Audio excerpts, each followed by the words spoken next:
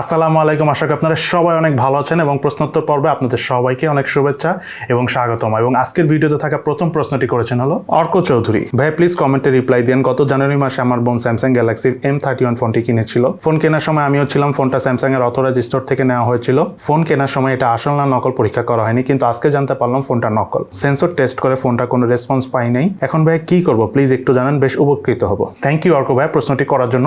আসলে ভাই আপনি যে জিনিসটা বলতে চাচ্ছেন যে M31 ফোনটা আপনি 6 মাস আগে কিনেছেন, বাট রাইট নাও আপনি সেন্সর টেস্ট করতে যেয়ে দেখতেছেন যে সেন্সরগুলি প্রপারলি কাজ করতেছে না। আমাকে যদি একটু ক্লিয়ারলি বলা হতো বা কীভাবে আপনি সেন্সর টেস্ট করেছেন সেটার ব্যাপারে যদি একটু ডিটেলস বলতেন তাহলে খুব ভালো হতো। বিকজ অনেক সময় অনেক ধরনের অ্যাপস আছে যেসব অ্যাপসের মাধ্যমে মোবাইলের সেন্সর বা হার্ডওয়্যার রিলেটেড জিনিসগুলো চেক করতে গেলে কিন্তু দেখায় রং। সো যদি স্টিল আপনার মনে হয় যে না সেন্সর রিলেটেড ইস্যু আছে, কোনো ধরনের কোনো প্রবলেম আপনি ফেস করতেছেন, তাহলে এখনই দেরি না করে স্যামসাংয়ের সার্ভিস সেন্টার আপনি চলে যান। যেহেতু আপনি অথরাইজ স্টোর থেকে কিনেছেন, সো আপনার কিন্তু ওয়ারেন্টি রয়েছে।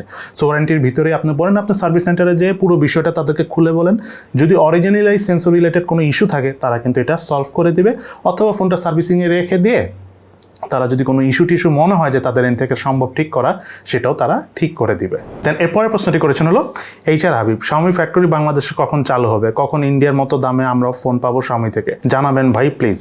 ধন্যবাদ হাবিব ভাই প্রশ্নটি করার জন্য। Xiaomi কবে বাংলাদেশে ফ্যাক্টরি দিবে সেটার ব্যাপারে ডিটেলস না বলতে পারলো, একটা জিনিস আমি ডিটেলস বলতে পারবো যে Xiaomi যদি বাংলাদেশে ফ্যাক্টরি দেয় তাহলে Xiaomi ফোনের দাম বেড়ে যাবে, এটা আপনারা কনফার্ম থাকেন।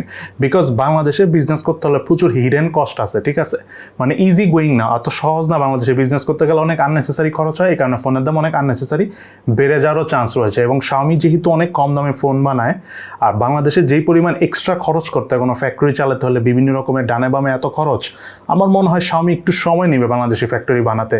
এবং ফ্যাক্টরি বানালেও Xiaomi কি আদৌ বাংলাদেশের মতো একটা দেশে যেখানে সব কিছু অনেক এক্সপেন্সিভ, সেই জায়গায় কম দামে বানাতে পারবে কিনা এটা নিয়েও কিন্তু একটা কনফিউশন আছে। সো লেটস সি, দেখা যাক। তবে বাংলাদেশে ফ্যাক্টরি দিলে ফোনের পারফরমেন্স কেমন হবে, এটা হলো সব থেকে বড় বিষয়।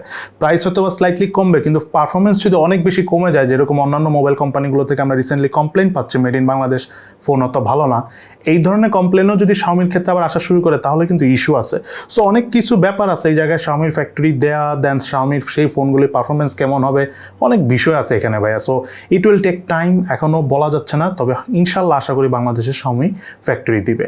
দেন এরপরের প্রশ্নটি করেছেন হলো রাকিব হোসেন ভাই, ফোনের সেটিংয়ে RAM 3GB but IMEI check করতে গেলে সেখানে দেখায় 2GB, এই বিষয়ে কিছু বলেন ভাইয়া। রাকিব ভাইকে অনেক ধন্যবাদ প্রশ্নটি করার জন্য। আপনি IMEI.info-তে গিয়ে অনেক সময় IMEI নাম্বার ধরে চেক করতে গেলে ফোনের ইনফরমেশন রং দেখা। শুধু IMEI.info নয়, আপনি যদি GSMARENA তো যান, সেখানেও কিন্তু অনেক সময় রং ইনফরমেশন দেখা। যেমন রিসেন্টলি Infinix Hot 10 Play বাংলাদেশে মিডিয়াটেক হেলিও G35 এর প্রসেসরটা দিয়ে লঞ্চ হয়েছে, কিন্তু আপনি যদি GSMARENA-তে যান এই ফোনটার কনফিগারেশন কিন্তু অন্যরকম দেখাবে। সো এই ধরনের ওয়েবসাইটগুলো ভালো, কিন্তু সামটাইমস ইনফরমেশন মিস্টেক হয়ে যায়। এটা তাদেরকে দোষ দিব না আমরা, কারণ বিকজ হলো আমরা যারা ইউটিউবার রয়েছে, আমরা দেখা যায় 2-1টা ফোনে রিভিউ দিতে যাও অনেক সময় ভুলভাল করে ফেলি, দেখা যায় প্রসেসরের নাম মিস্টেক অন্যটা বলে ফেলি, বা RAM 4GBর জায়গায় 6GB বলে ফেলি। সো তাদের তো অনেক বড় একটা সাইট, অনেক ইনফরমেশন, অনেক ডাটা। আপনি যদি GSMARENA বা IMEI.info কথা বলেন, সো ওনারা ভুল করতেই পারে, এটাই স্বাভাবিক। সো খুব বেশি বেটার আপনি যদি একদম কনফিউজ থাকেন যে কনফিগারেশন ইনফরমেশন নিয়ে, প্রত্যেকটা কোম্পানিরই নিজস্ব সাপোর্ট পেজ রয়েছে। যদি আপনার Xiaomi হয় তাহলে Xiaomi নিজস্ব সাপোর্ট পেজ রয়েছে, Oppo, Vivo, Realme বা Samsung-এরও যদি হয় তাদেরও নিজস্ব সাপোর্ট পেজ রয়েছে ওয়েবসাইটে। সেই সাপোর্ট পেজে যে আপনি আপনার মোবাইলে আপনার IMEI নাম্বার দিয়ে চেক করলেই পেয়ে যাবেন আপনার মোবাইলের সম্বন্ধে সম্পূর্ণ ক্লিয়ার ইনফরমেশন।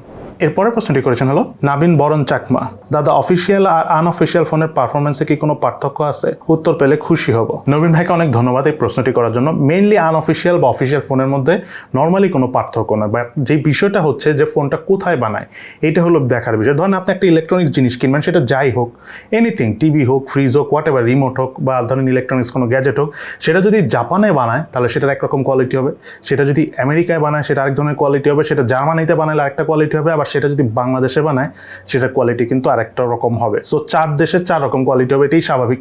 কিন্তু আপনি যখন সেই ইলেকট্রনিক্স আইটেমটা কিনবেন, আপনি চেষ্টা করবেন কি সবচেয়ে ভালো যে জায়গায় বানায় সেখানে কেনার জন্য, রাইট? ঠিক তেমনই আনঅফিসিয়াল ফোনের ক্ষেত্রে ব্যাপারটা সেম। যেসব ভালো দেশে ফোনগুলি বানায় আপনারা চেষ্টা করবেন ভালো দেশের ফোন কেনার জন্য। 500-1000 টাকা হতে পারে, গ্যাপ হতে পারে, বাট একটা ভালো দেশে বানানো ইলেকট্রনিক্স গ্যাজেট অবশ্যই ভালো হবে, তাই না? সো এই জিনিসটাই হলো এখানে বিষয় আনঅফিসিয়াল ফোনের ক্ষেত্রে। যেহেতু বিভিন্ন দেশ থেকে ফোন আসে, আপনার অপশন আছে আপনার ভালো জায়গার ফোন কেনার, সেখান থেকে কিনেন। যেমন ইন্ডিয়ার থেকে চায়নায় ফোন বানানোর কোয়ালিটি অবশ্যই ভালো, এবং ইউরোপের ফোন বানানোর কোয়ালিটি তো আরও ভালো, এটা নিয়ে তো কোনো কনফিউশন নেই। দ্যাটস ওয়াই চেষ্টা করবেন আনঅফিসিয়াল ফোন কিনলে ইউরোপ অথবা ইন্ডিয়ান বাদে আর কি মালয়েশিয়া, সিঙ্গাপুর, বিভিন্ন গ্লোবাল ভেরিয়েন্টের ফোনগুলো কিনলেই ভালো হবে আপনাদের জন্য। এরপরে কিছু কমন প্রশ্ন রয়েছে যেটা অনেকেই করেছেন। সেই কমন প্রশ্নগুলোর মধ্যে নাম্বার 1 প্রশ্নটা হলো Redmi K40 ভালো না Poco F3 ভালো? Poco F3 এবং Redmi K40 দুইটা ফোনই আসলে সেম ফোন, জাস্ট রোমটা আলাদা। একটা হলো গ্লোবাল রোম আর একটা হলো চাইনিজ রোম। সো চাইনিজ রোমের ফোনগুলোতে কি হয়, চাইনিজ ফোনগুলোতে কি থাকে, প্রচুর চাইনিজ লেখা থাকে, অনেক সময় অ্যাপস ইউজ করতে যে টুকটাক ইস্যু হয়। বাট আমি রেডমি K40তে ওই অ্যাপস ইস্যুটা পাইনি। বাট যে জিনিসটার সুবিধা চাইনিজ ফোনের, আপনাদেরকে আমি একটা কথা বলি, চাইনিজ ফোনের পারফরমেন্সটা সবচেয়ে বেশি ভালো পাওয়া যায় আপনি যদি গ্লোবাল ভেরিয়েন্টের সাথে কম্পেয়ার করেন। আবার গ্লোবাল ভেরিয়েন্ট ইন্ডিয়ান ভেরিয়েন্টের থেকে অনেক ভালো পারফরমেন্স পাওয়া যায়। সো আপনি যদি পোকো F3 ফোনটা কিনেন, চেষ্টা করবেন গ্লোবাল ভেরিয়েন্টের কিনেন, নট ইন্ডিয়ান ভেরিয়েন্ট, এটা মনে রাখবেন। অথবা আপনি রেডমি K40 কিনতে পারেন। বাট মূল ডিফারেন্সটা কোথায় জানেন এই দুটো ফোনের মধ্যে? মূল ডিফারেন্সটা হলো ক্যামেরাতে। আর গেমিং করতে গেলে কিছুটা স্লাইড ডিফারেন্স পাবেন, কিছু কিছু জিনিসের স্লাইড কম বেশি থাকবে। ক্যামেরাতে ফিল্টারটা আলাদা থাকবে, চাইনিজ ফোনগুলোর ফিল্টারটা সম্পূর্ণ ভিন্ন রকম থাকে, গ্লোবাল ভেরিয়েন্টের ক্যামেরা ফিল্টারটা অন্যরকম থাকে, আর ইন্ডিয়ান ভেরিয়েন্টের ক্যামেরা ফিল্টারটা অন্যরকম থাকে। সো ক্যামেরা ফিল্টারটা ডিফারেন্ট পাবেন তিনটা ভেরিয়েন্টেই।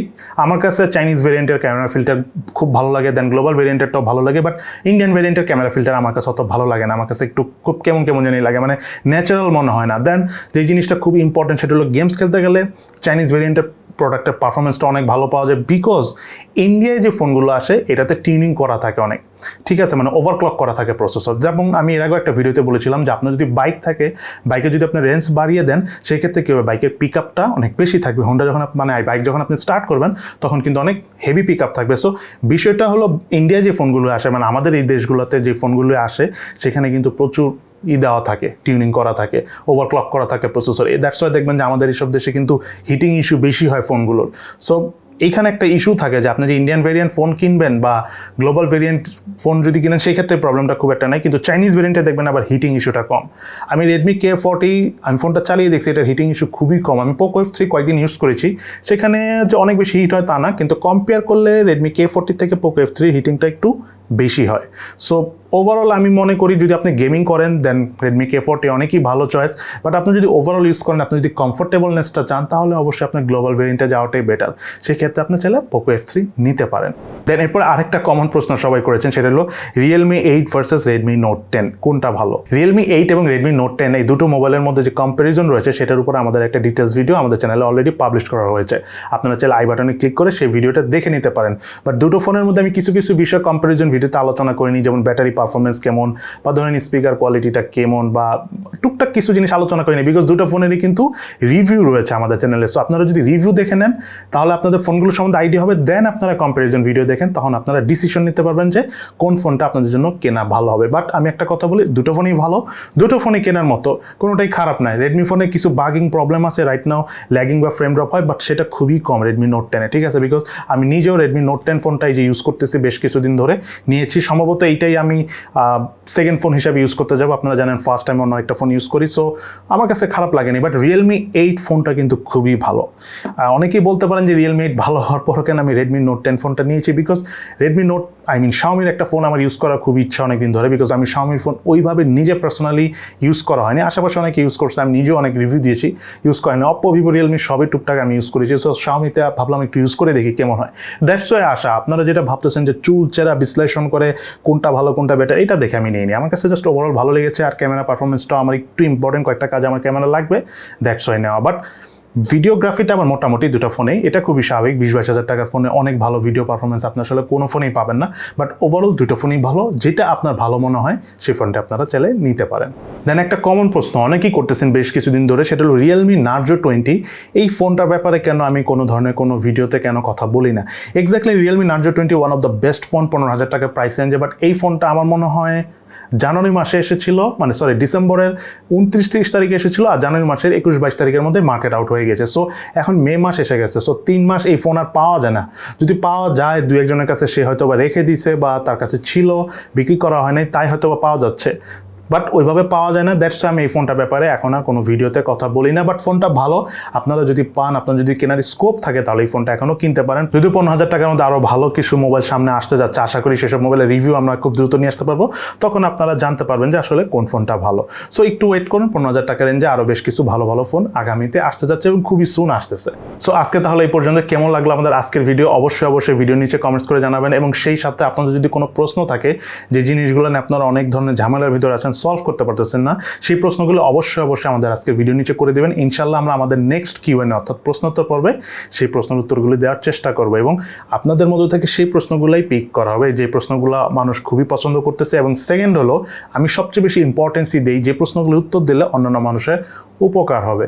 সো এটা মনে রেখে ওই ধরনের প্রশ্নগুলোই করুন যাতে আপনার এবং আশেপাশের সবারই উপকার হয়। তো সবাই ভালো থাকবেন, সুস্থ থাকবেন এবং আমাদের জন্য দোয়া করবেন। ইনশাল্লাহ দেখা হবে ফিউচারে।